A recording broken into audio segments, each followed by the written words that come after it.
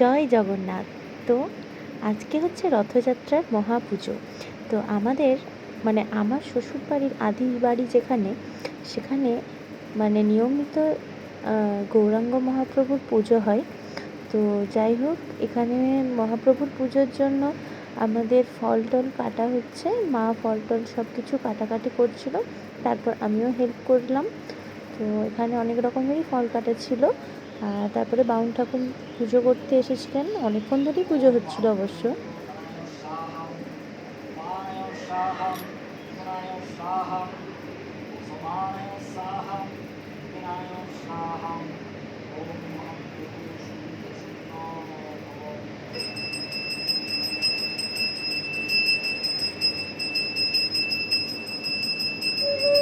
তারপর পুজো কমপ্লিট হয়ে যাওয়ার পর আবার রেডি টেডি হয়ে আমরা বেরিয়ে গিয়েছিলাম। আমাদের একটা জায়গায় যাওয়ার ছিল, যেখানে আমাদের বাড়ির রথ হবে। তো আমরাও সবাই মিলে রেডি টেডি হয়ে পুজোর স্বাদ নিয়ে বেরিয়ে পড়েছি। গিয়ে দেখলাম ওখানে হরিনাম সংকীর্তন হচ্ছে। তো গ্রামের মানুষরা, বয়স্ক মানুষরা বেশ মন দিয়েই শুনছে। তারপর আমরা সারাদিন উপোসের পর অবশেষে আমরা জগন্নাথ ঠাকুরের প্রসাদ গ্রহণ করলাম। প্রসাদ তো, তাই কোনো টেস্টের কথা বলতেই পারবো না।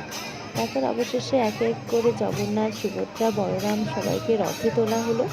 দেখতেই পাচ্ছ এরকমভাবে নিয়ে আসা হচ্ছিল। বাকি আগের দুটো ক্লিপ আমি নিতে ভুলে গেছিলাম। তো যাই হোক, এরকমভাবেই 3টা মূর্তিকে নিয়ে আসা হলো। দেখতেই পাচ্ছ তোমরা কত সুন্দর করে সাজিয়েছে রথটা প্লাস ঠাকুরগুলোকে। তো অবশেষে রথের যাত্রাও শুরু হলো জয় জগন্নাথ বলে। এখানে তো দড়ি রথ টানবে বলে এত লোক এসছে যে বলার নয়। তো এরকমভাবেই রথের দিনটা কাটালাম। তোমরা সবাই কেমন কাটালে অবশ্যই জানিও। তো যদি ভিডিওটা ভালো লাগে থাকে অবশ্যই জয় জগন্নাথ কমেন্ট করে যেও। দেখা হচ্ছে তোমাদের সাথে পরের ভিডিওতে আরও অন্য রকমের অন্য ব্লগ নিয়ে। ততক্ষণের জন্য টাটা, ভালো থাকুন, সুস্থ থাকুন।